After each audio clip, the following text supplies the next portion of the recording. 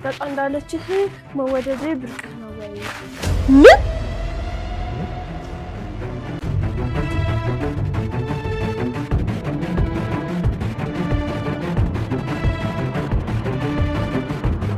ዶሮ ስንት ብልት አላት? 12 ምንም ብልት የለውም። እሷ መቼም ተስፋ አትቆርጥም። የኔን አንገት ነው የምትቆርጠው። በቃ ብዙ ጊዜ አየኋት። እሷ ስሜቱ አይደለም። አይ ይቅርብኝ ሰላም። ምን አባ አንገትን ትቀረቀራል? አባቱ ላይ ታውቂያለሽ አለ። ምን አባ የምትዩ? ኧረ እኔ ለጩቤ ቢሄድ በአባት ጩቤ ምናምን ብሎ ነገር የለም። ከቢ ጋር ፍቅር ቢጤ ነገር አለዘ። እማዬ ወደ ዱባይ ሄደች መቼ ነበር? ታዲያ ከማዬ ዱባይ መሄድ ጋር ምን ያገናኘው? ማለት የሰላም እርግዝና ለምር ብትቆጥር ጭራሽ ደግሞ ቤት ድረስ መጣ። ይሄ ልጅ አሟል። እወድሻለሁ። እሷም ትወዳለች። እንዴት ገባ? ናታን ቆይ ተረጋጋ። ይሄና እንዴት ጦዟል? ችግር ሳይፈጠር ሲቆይ ቆይ እሷ ለምንድን ነው የማትረዳኝ? ይኸውላችሁ ምንታ ቤት ውስጥ እናባያሉ። አንተ ምንድነው አንከስር ቤት ፈርመናው የመጣ? ቆይ ምንድነው እድሜ ልክ መበሰስ ትፈልጋለህ? ቆይ አንቺ ግን ለምንድን ነው የማትረጂኝ? ምን ልሁንልሽ?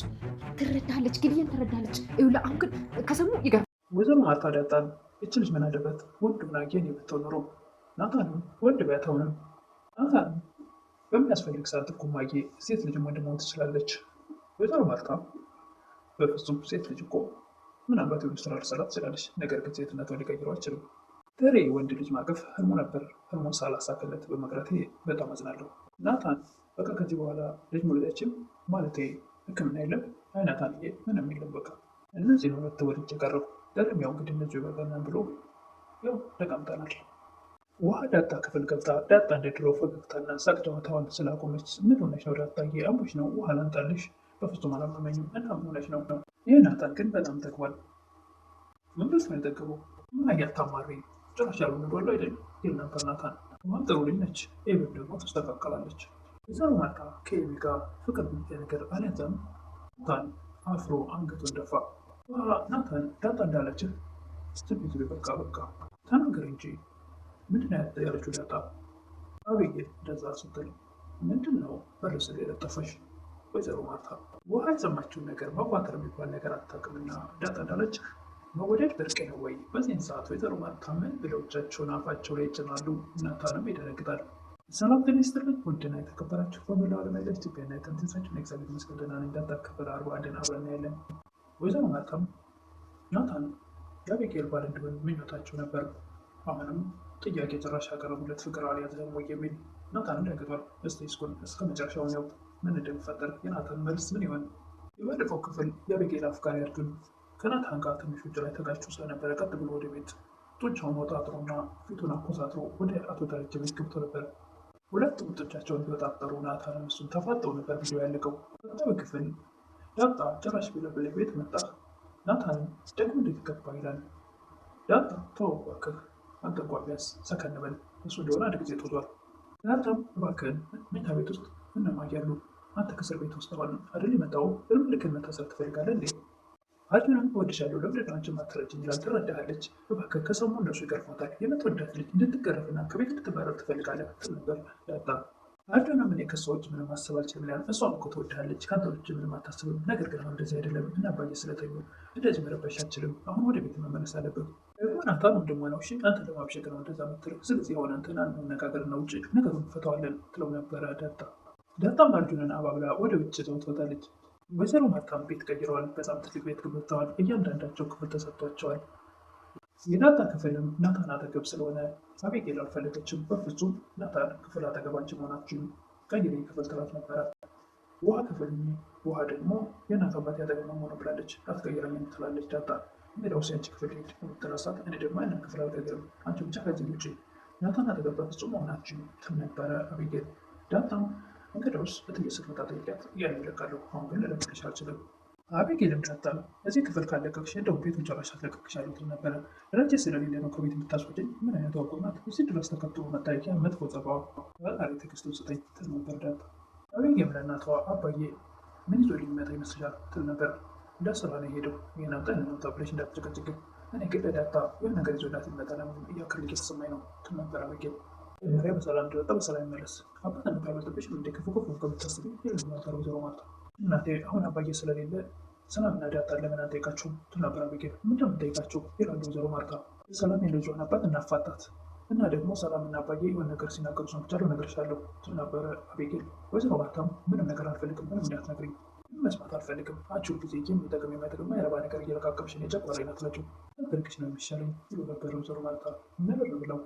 ናታን ዳጣን ክፍል ሄዶ እንዴት ነች ዳጣ ይላል። የአንተ ጦስ ውስጥ እኔ እዚህ ቤት ስንት ጊዜ ነው ጦስ የሚገባው? ኧረ እኔ ጦሱኝ አላውቅም ይል ነበር ናታን። ይሁን አንተ ምክንያት እኮ እዚህ ክፍል ልቀቂ ተባልኩ። ማነው ውጭ ያለሽ? አብዬ ናታን። እሷማ እንኳን ከዚህ ክፍል ከዚህ ቤት እንድትወጪ ጨራሽ ነው የምትፈልገው። እዛ እኮ ናታን እኔ ለእሷ ስንት ነገር እየሆንኩላት እንደዚህ እየወደድኳት እንዴት ሰው ትንሽ እንኳን አይሰማም? ያለ ምክንያት የጠላሽ ሰው እኮ ምንም ልታደርግ ሊወድሽ አይችልም። ስለዚህ መፍትሄው ምንድን ነው? ያን ሰው መራቅ ብቻ ነው። ያለ ምክንያትም አልጠላችኝም፣ በደንብ ምክንያት አለት። ምክንያቱ እኮ አንተ ነህ ትል ነበር ዳጣ። ወይዘሮ ማርታም በማያገባሽ ነገር አትግቢ፣ ሰላም ታያት፣ በቃ መናገር ካልፈለገች መብቷ ነው፣ እኛ ምንም አያገባንም። ቆይ አንቺ የሰላም ልጃበት አያስጨንቅሽም ትል ነበር አቢጌል። አያስጨንቅኝም፣ ራሱ ልጁ አድርጎ ይጨነቅበት፣ ራሷ እናትየዋ ትጨነቅን ያስጨንቀኝ። ሰላም ለውሃና ለውሃ ጓደኛ ለምትን ትዳር ሲኖራችሁ መልክ ብቻ ሳይሆን ሙያና ስነ ምግባር ያስፈልጋችኋል። ሙያም ግዴታ ነው፣ ስለዚህ ልመዱ እያለቻቸው ነበር።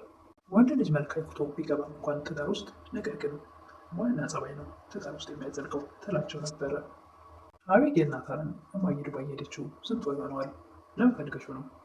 በቃ ማወቅ ፈልጌ ነው። ወደ 7 ወር ከሆነው በቃ የሰላም እርግዝና 7 ወር ሆኖታል። ታዲያ የሰላም እርግዝና ከማየ የሚሄድ ጋር ለምንድን ነው የምትቆጥረው? እሱ ምን አገናኘው? ይል ነበር ናታን። እያስብሽ ያለሽው ገብቶኛል። አንቺ ግን ከአእምሮ በላይ የሆንሽብኝ ነው። ምን አይነት አስተሳሰብ ነው ያለሽ? አንድ መጽሐፍ ቅዱስ ታሪክ አለ። ኖህ በፈጣሪ ተመርቶ ከጥፋቱ የዳነ ትልቅ ጻድቅ ሰው ነበር። ከዛ አንድ ቀን ጠጥቶ ሰክሮ መሬት ላይ እርቃኑን ወደቀ። አንዱ ልጅ ከ3ቱ ልጆች አንዱ ወንድሞቹን ጠርቶ አባታችን ራፍቶ ወርቋሉ ይህ ብሎ ተሳለቀበት። ልጆቹ ደግሞ ለአባታችን ያርቃል ማየት አንፈልግም ብሎ ፊታቸውን ያዞራሉ። ያቸውን ዘወር አድርገው ልብስ አለበሱት። አይሽ አይደለ በፈጣሪ ሰው በፈጣሪ የተመረጠውን ኖህ እንኳን ወርቋል። ስለዚህ ማንም ሰው ሊወርቅ ይችላል። ይህ ከአባዬ ጋር ምን ያገናኘዋል ትላለች አቢጌል። ያገናኘዋል እንጂ የምትይው ነገር እውነት ቢሆን እንኳን የቤተሰቦችሽን ገበና መሸፈን ግድ ይልሻል። የቤተሰቦቹ ገበና የማይደብቅ ልጅ የተረገመ ነው። ጭራሽ በሚወለድ ይሻላል እና ተረግመሻል እያልከኝ ነው ትል ነበር አቢጌል። በአባቱ የሳቀው ልጅ ተረግሟል። እንኳን የእናት አባት ገበና የጓደኛ ሚስጥር እኮ ይደበቃል፣ የታየው ላይ ይወራል ይላት ነበር ናታን። የታሰበው ሁሉ ደግሞ አይነገርም። አይሽ አባትሽ ትልቅ ሰው ነው፣ ደግሞ ትልቅ ሰው ስለሆነ አክብሪ። ተከብሪ ደግሞ በአፍሽ ብቻ አይደለም በተግባር መሆን አለበት። አይምሮሽ ውስጥ ደግሞ ያሰብሽውን አስቀያሚና ምንም የሚያጠቅም ነገር ተበስታዩ እያወሩ ያለ ዳጣ ትመጣለች። ናታንም አንገቱን ደፍቶት ይላታል። ምን በአንገት ግን ታቀረቅራለች ትላለች ዳጣ። አቢጌል ምንድን ነው አባቱን የተባሽ ተጋዋለች? ለምንድን ነው ምን አባ ብላ ታፈጣለች። ወይዘሮ ማርታም ዳጣን ይች ልጅ ምን ያለበት ወንድ ሆና አይነ ልጅ ብትሆን አሁንም ወንድ ቢያት ነበር ናታን ከለጸባይ ታመጣዋለች ብልህ ነው። ምን አለበት አንዱ ልጅ ሄዶች ቢሆን ኖሮ አንዱ ልጅ ሳቀር እንደዚሁ ቀረው። እማዬ በሚያስፈልግ ሰዓት እኮ ሴት ልጅ ወንድ ትሆናለች ነበር ናታን። ወይዘሮ ማርታም ምናልባት የወንድ ስራ ልሰራ ትችላለች፣ ሴትነቷ ግን ምንም ሊቀይረው አይችልም። ዛሬ ወንድ ልጅ ማቀፍ ህልሙ ነበር። ህልሙን ሳላሳካለት በመቅረቴ በጣም አዝናለሁ። ከዚህ በኋላ ምንም ልጅ መውለዳችን ማለት ሕክምና አይሆንም ይል ነበር ናታን። የለም በቃ ከዚህ በኋላ ሊሆኑ 2 ልጅ የቀረው ዛሬኛው እነዚህ 2 ይበቆናል ብሎ ያው ተቀምጠናል። በስተመጨረሻም ወይዘሮ ማርታ አቢጌል ትንሽ ፍቅር ቢጤ ብቻዋን ለደካ አቢጌ ጋር ናታን አቢጌል ከበስተባዋን ለማስተካከል አልሞከርክም? እየሞከርክ ነው ነበር ናታን። ናታን እንደው አስጠብቀኝና ትንሽ ፍቅር ቢጤ ከአቢጌል ያዘህ። ናታንም የሚመልሰው መልስ አጥቶ ጸጥ ካለ ከደቂቃዎች በኋላ አይ እማዬ እሱ ጋር ቆንጆ ነች። ወዲያውኑ ውሃ ትመጣና ናታን ዳጣ እንዳለችህ ትላለች። አይ ውሃ በቃ ዝም በይ ይላል ናታን። አቢጌል ወዲያውኑ ምንድን ነው ያለችው? ዳጣ ተናገሪ ትላለች። ወይዘሮ ማርታ ምን አይነት ኮቴ ቢስ ነሽ? ለምንድነው ግድግዳ ስር የተለጠፍሽ? ይሉ ነበር። ውሃም ወዲያውኑ እንዳለች ዳጣ መፈቀር ብርቅ ነው ወይ ብላሃለች። ወይዘሮ ማርታም ይደነግጣሉ። አቢጌል እንደዛው። እንግዲህ ቆርጣቸውን አወቁ። ወይዘሮ ማርታ ናታን ለልጃቸው ለማድረግ ይጥራሉ። መጀመሪያ በልባቸው ነበር። አሁን በፊት ለፊት በግልጽ አውጥተውታል። ናታንን የግድ ወደ ዳጣ የማፍቀራት እንደ ማለት አይነት እሱም ልቡ ያለው ዳጣ ጋር ቢሆንም የሚናገረው ነገር ግራ ሲገባው በአንደበቱ እሱማ ቆንጆ ነች የሚል ብቻ ቃል ከአንደበቱ አወጥቷል። ሌላ ምን ይበላቸው ግራ ተጋብቶ ነበር።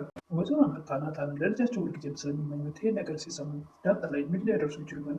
ከቤት ያስወጧት ይሆን? አቶ ደረጀ ደግሞ አሁን የሉም። ማን ይከላከልላት ይሆን? እሱን እንግዲህ በቀጣይ የምናይ ይሆናል።